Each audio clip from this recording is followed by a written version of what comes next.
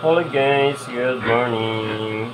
So yan, dito tayo ulit sa ating mga alaga ngayon guys.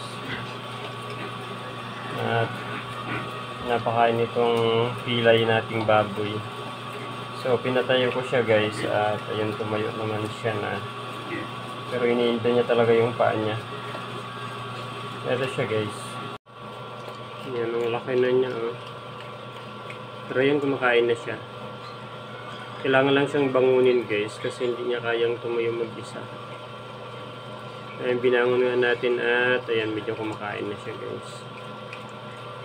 Hindi ko alam kung nagka-arthritis yata siya or pinilay ng mga kasama niya guys. Nadatnan ko na lang ng isang araw na hindi na makatayo. So medyo okay naman yung sign niya na guys na kumakain na siya.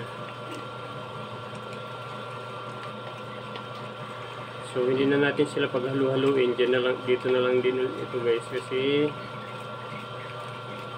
masasaktan siya, baka lalong magka-problema. So dalawa na yung nahiwalay natin, 6 na lang yung doon sa kabila. Dalawang paa pala niya yung niya, iniinda niya, likod at saka harap. Pero nagbunga guys yung pagkuhan natin. Pag tiyaga natin sa kanya na subuan. Tiyaga lang guys sa pagbababoy.